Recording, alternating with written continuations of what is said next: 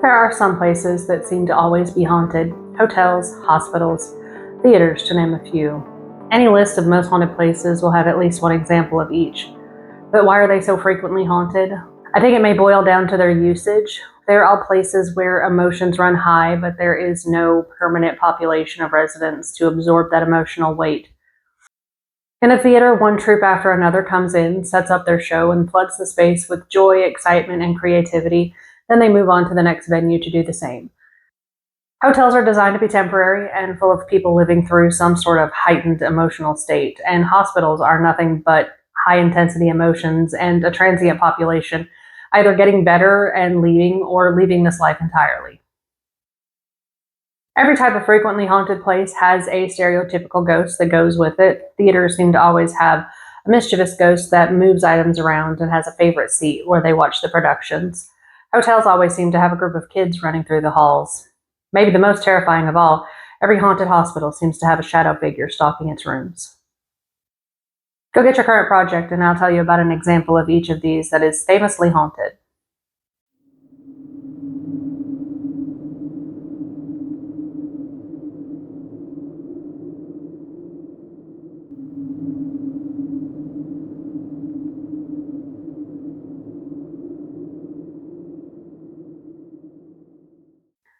Sometimes it's not just a single structure that's haunted, sometimes the entire city is. Savannah, Georgia is known as one of the most haunted cities in the US. It's often said that Savannah is built on its dead. That's not an exaggeration. Thanks to the Revolutionary and Civil Wars, the slave trade, and multiple plagues, the population of the city was drastically reduced time and again, but time and again the city rebounded. In the 1850s, during one of those population booms, cemeteries were moved to build up the city to accommodate a growing population. In some cases, the headstones were the only thing that was moved. During that boom in population, a landowner and businesswoman, Mary Marshall, saw the need for a hotel to serve the city. The Marshall House Hotel was opened in 1851 on Broughton Street. In 1857, the iron veranda was added to the building and became a signature feature of the hotel. The building is striking in its appearance, with that iron veranda stretching the entire 120-foot length of the front of the building, and it's 12 foot deep. The facade is also red brick with banker's green shutters. Mary Marshall was a trailblazer in her time. She built the Marshall with a growing population in mind. It was always intended to be a hotel, and it's the oldest operating hotel in Savannah. It was not her only property, but it is one of the most influential ones. She lived to be 93 years old, living through the Revolutionary War, the Civil War, multiple outbreaks of yellow fever, and the Reconstruction of the South after the Civil War. During the 1854 yellow fever epidemic, the Marshall House served as an emergency medical facility. The outbreak killed over 1,000 residents of Savannah, which was an estimated 7 to 10% of the population. The brave souls that treated the afflicted were not spared from the ravages of the disease. Many of them were claimed by the disease when the final count was made. Among the health workers of the time were Savannah's Black residents. They cared for those who could not care for themselves by providing meals going door to door. Just like Memphis and many other cities during their own epidemics, so many died that they were often buried in mass graves. After the outbreak was contained and the city began to cover, the hotel was renovated and reopened for a time. But that wouldn't last long. In 1864, General William Tecumseh Sherman marched 62,000 Union troops into Savannah.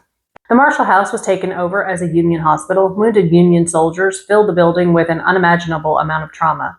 Medicine of the time was far from sophisticated, but field doctors were a whole other level of primitive. If a bone was shattered, there was no setting it. They would amputate with no real anesthesia. The level of suffering during the time that the hotel spent as a hospital left an indelible mark on the place. Over the years, the hotel went through many renovations and expansions under many different identities. The current identity of the hotel came from the renovation of the late 90s. Rumors ran rampant through Savannah while the hotel was under construction. The most commonly shared fact about the hotel came from those renovations. Whispers of human remains excavated from under the floorboards spread like wildfire until they became the gospel of the Marshall. Every haunted tour guide in the city repeats the tale of severed limbs hidden under the floorboards to groups of fascinated tourists. None of them let a little thing like the truth get in the way of that, though. There is no actual record of those remains being found. No police records, no newspaper articles, no news reports at the time. Not to be too much of a doubting Thomas here, but a lot of the reported haunted activity at the Marshall feels less like a haunting to me and more like maintenance issues. From phantom smells of decay and rot to flickering lights and sinks coming on by themselves and overflowing toilets in the middle of the night, I think for those issues, they may need a handyman, not an exorcist. That said, those are not the only things that guests have experienced at the hotel. There is a portrait of Mary Marshall hanging above the check-in desk, which makes identifying her ghost conveniently easy. Multiple guests have said that they have seen a woman that looks exactly like the portrait walking through the halls. Room 414 seems to be the epicenter of the hauntings. Guests have reported waking up in the middle of the night feeling as if there's a presence in the room with them. Some have also reported seeing apparitions. There are also reports of the doorknob being jiggled in the night as if someone was trying to get in. Most distressing is the physicality of the room. Guests have had their blankets tugged away from them. They feel phantom touches on their ankles. And worst of all, a heavy presence pushing down on their chest in the middle of the night. As a frequent experiencer of sleep paralysis, I would blame it on that, but the blankets being tugged away rules that out. There are also roaming ghosts that don't stick to one room, but they do stick to a pattern. The kids don't just hang out in room 414. They're also heard running through the halls, playing with marbles, and bouncing rubber balls off the walls. Guests have also reported waking up in the middle of the night with their arms stretched out, as if an unseen nurse is checking their vitals. When I first heard this, I felt like it was another thing to write off. I wake up with my arm stretched out like that a lot of the time. I always chalk it up to my arm going numb, and when the pins and needles hit, I just stretch my arm out. But knowing that this hotel was used as a hospital multiple times in its history, and each of those eras left a heavy imprint on the building, I can't write it off so easily. There is also a Union soldier who has startled many a guest in the halls because he's seen imploring anyone who will pay attention to him to help him reattach his amputated arm. Whether you believe that the Marshall House is haunted or not, it is undeniably haunting. It has survived everything that Savannah has thrown at it thus far, and will likely survive anything that is thrown at it for many years to come.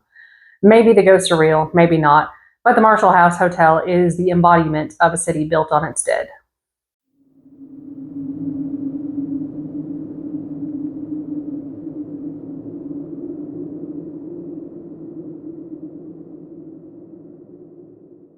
Of the three examples of frequently haunted places today, a hospital is the most logical place to be haunted. They are host to so much trauma on a daily basis that it would be surprising to find one that isn't haunted. Vista Hospital in Los Angeles, California is a prime example. It was opened in 1905 to serve employees of the Santa Fe Railroad. It was almost entirely self-sufficient as well, with its own farm to supply meals. Vista translates to beautiful view, and the hospital did have a lovely view. It was located in the Boyle Heights neighborhood across the street from Hollenbeck Park.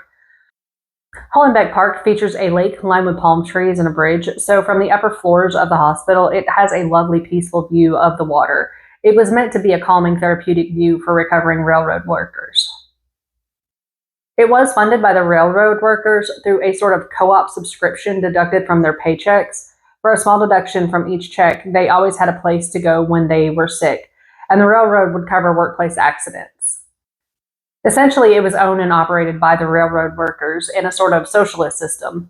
Interestingly enough, the hospital ran relatively smoothly while it was run by that co-op system.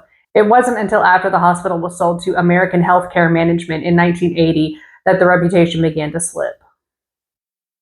The area surrounding the hospital started to decline in the 70s, and the railroad workers began to seek medical services at more conventional hospitals. With a decline in revenue, the hospital was sold. Because of the economic decline in the area, the crime rate rose to the point that the majority of the patients seen at the hospital in its final years were victims of gang-related violence. The lore claims that scores of unidentified people died in the hospital and were cremated on site when their remains were not claimed. I didn't find any evidence that this is true. In fact, it is more likely that after the hospital closed and curiosity seekers began exploring the building, they found the medical waste incinerator and an industrial boiler in the basement and created a myth around them. The slow failure of the hospital was due to a lot of factors. The lack of funding was the biggest one. On top of that, the boom in violent crime in the surrounding area left the hospital treating trauma after trauma while hemorrhaging money. The majority of patients of that era were uninsured and unable to pay their bill. Stack that on an understaffed and overworked medical staff, and the fall was inevitable. After another decade of decline, the hospital closed in 1991. It didn't sit entirely vacant, though. It is located in LA, aka Movie Land. So the next logical step in its history was as a film set. Since nothing was ever cleared out of the building, it was basically a pre-made set. Over the years, the building rotted, the discarded medical records and equipment disintegrated in place, the paint peeled from the walls, and the halls filled with debris over the years. That made Linda Vista the perfect setting for a horror movie. At least 17 movies were filmed there, including The Addams Family Values, The Cell, and Insidious 1 and 2. It was also the set for a handful of scripted TV shows and music videos, but where it really became known was paranormal reality TV. Ghost Adventures filmed there in its second season and in a few seasons afterwards, and it was featured for segments in a handful of other paranormal TV shows. It is in this era of the hospital's life that the rumors of haunting activity began. Cast and crew began whispering among themselves while filming in its abandoned halls. Once the ghost hunters brought their equipment with them, the paranormal activity accelerated. They came armed with EMF detectors, digital recorders, thermal cameras, and a host of other gadgets. Personally, I'm not a fan of green-tinted night vision scenes of grown men yelling in the darkness around them, but I can see the appeal to watch when they're in places like this hospital. The types of evidence reported there varies from EVPs to shadow figures caught on FLIR. I told you, every hospital has its shadow figure. There are not a lot of specific sightings there, just a lot of vague claims. The most concrete sightings were of phantom medical workers, a nurse in a vintage uniform wandering the halls with an IV pole humming to herself, a doctor pacing the emergency room or surgical suite, and kids running around playing throughout the halls. The building was added to the National Register of Historic Places in 2006 and was then sold to a developer in 2011. It was renovated and converted to Hollenbach Terrace in 2015 and is essentially an assisted living home. It is for tenants on a fixed income and has an on-site medical facility. There are still rumors of hauntings there. New hires hear stories of security guards seeing bodies piled high in the boiler room or of phantom medical personnel still wandering the halls. Every paranormal crew that has entered Linda Vista over the years has made vague claims of unsettling feelings and cold spots. And honestly, who am I to refute them? I can't discredit their claims any more than they can prove them. Given its history, it's almost more believably haunted than not. Any place that saw that level of trauma would be a breeding ground for paranormal activity. I could say that their claims are vague because they're not real, but the opposite could be said as well. Any overly dramatic and detailed account could be a dramatization to draw attention. In the end, all I can say is that it is far more likely to be haunted than not. Today, the building has come full circle. It's no longer a rotting playground for ghost hunters or a crumbling relic of corporate abandonment. It's Hollenbach Terrace, a home for seniors living on fixed incomes, looking out over the palm trees and the lake. Maybe the stories are true and phantom nurses and wandering doctors are still making their rounds in the dark. Or maybe the ghosts of Linda Vista are just the memories of a century of life and death and survival stitched into the bricks. Either way, I'll be keeping an eye out for any videos from the residents documenting activity, but I won't hold my breath.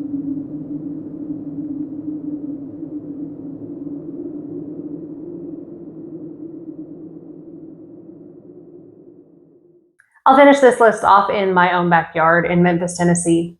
On the corner of Beale and South Main Streets is the jewel of the performing arts in the South. The Orpheum Theater has existed and operated in some form since 1890.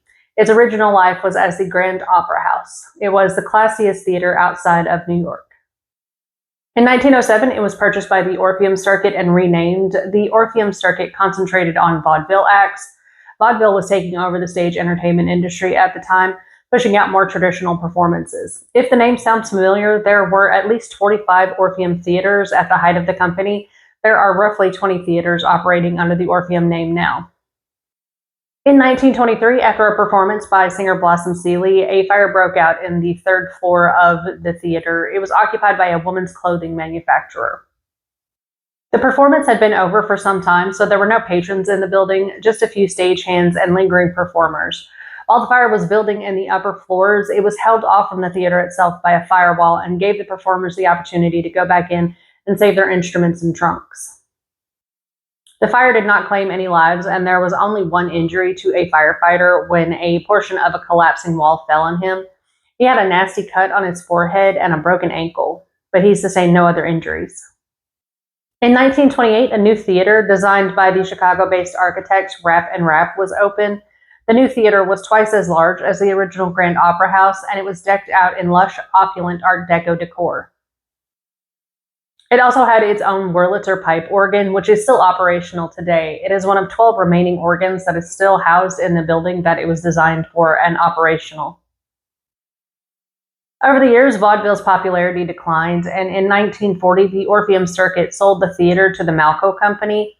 The theater was then kitted out to play single-screen showings of movies. By the 70s, the movie industry was moving towards multiple-screen theaters that could play multiple movies at once, and the theater was up for sale again. That sale had the potential to alter the history of Beale Street and Memphis itself. For a time, the highest bidder for the building was the Jehovah's Witnesses, and there was a law that any establishment serving alcohol could not operate within 1,500 feet of a place of worship.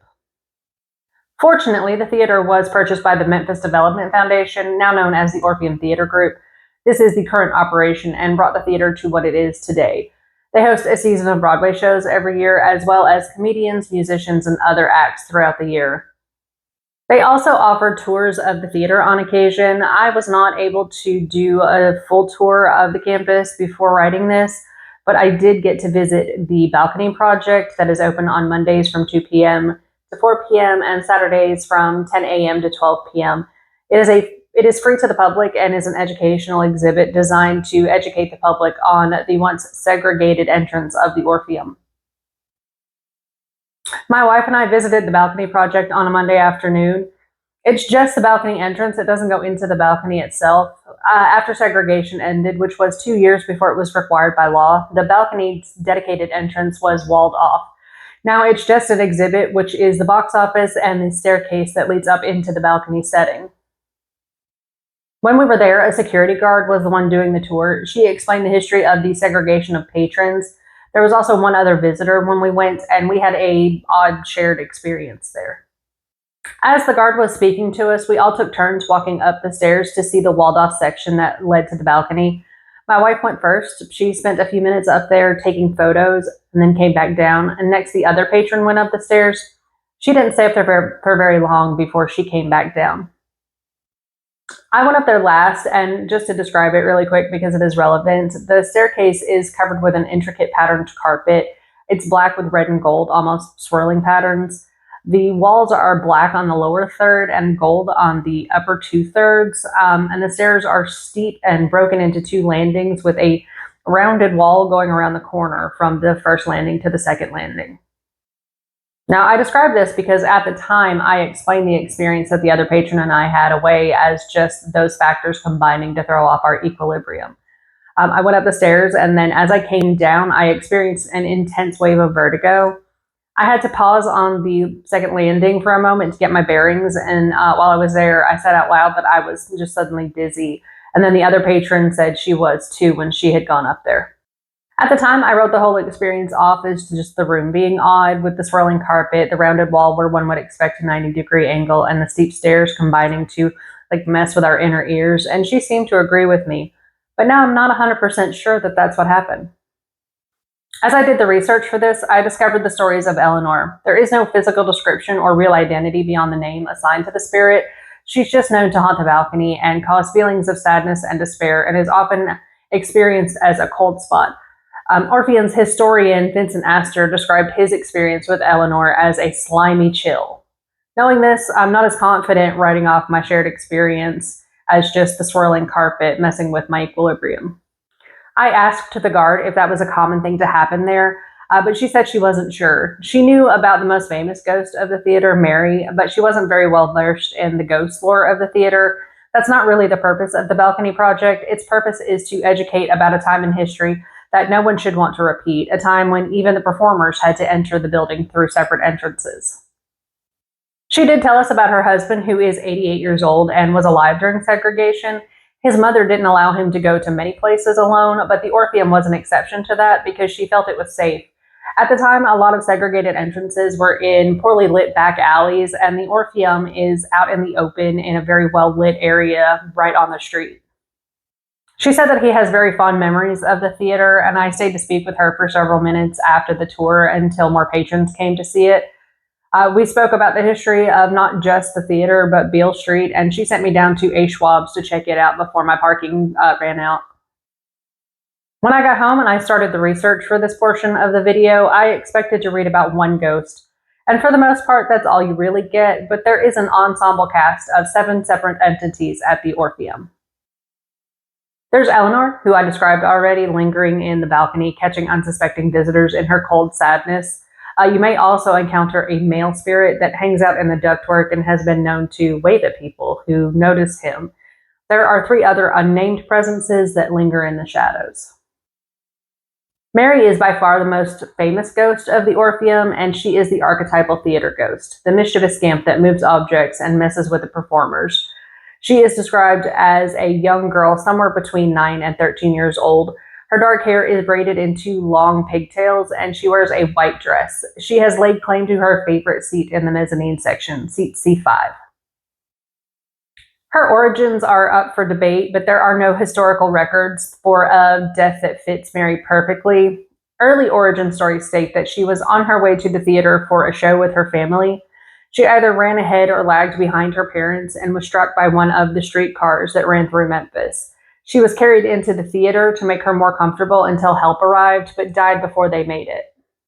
Another origin for her is that she died somewhere near the theater in a number of ways, either hit by a car, falling from a roof, trampled by a horse. However it happened, her spirit wandered into the theater and liked it, so she stayed. In the 90s, psychic, Sylvia Brown, booked a show at the Orpheum. In preparation for the gig, she did a reading for the theater over the phone. In this reading, she made a number of easily disproven claims about the theater and its history. According to her, Mary was not a child. She was an adult Civil War nurse named Mary Margaret Forrester, who worked in a Civil War hospital that was on the site where the theater sits now. The problem is that during the Civil War, that lot was a coal yard, not a field hospital. Okay, my own distaste of Brown aside, no other claim about Mary's origins has a firmer foundation to stand on. Solid historical origins aside, Mary is very well documented. She has been encountered by many people, from maintenance workers repairing the Wurlitzer getting a spectral helping hand, to performers realizing that they had an audience for their rehearsals. She has been an integral part of the theater's history. My favorite story of Mary is her stint as a matchmaker, as told to Vincent Astor by the security guard that experienced it. During a show, when the theater wasn't fully booked and the mezzanine section was not being utilized, a security guard saw a little girl sitting up in that section in seat C5. The guard went up to the mezzanine expecting to find the little girl and chase her out, but he didn't find her. The person he did find was a young woman who had gone up to that section to eat her lunch alone. They spoke for a while, and then he asked her out. The rest is history, as he finished that story by revealing that he was still married to her to that day. Mary even has her fun with cast members of the various productions that have been shown at the theater.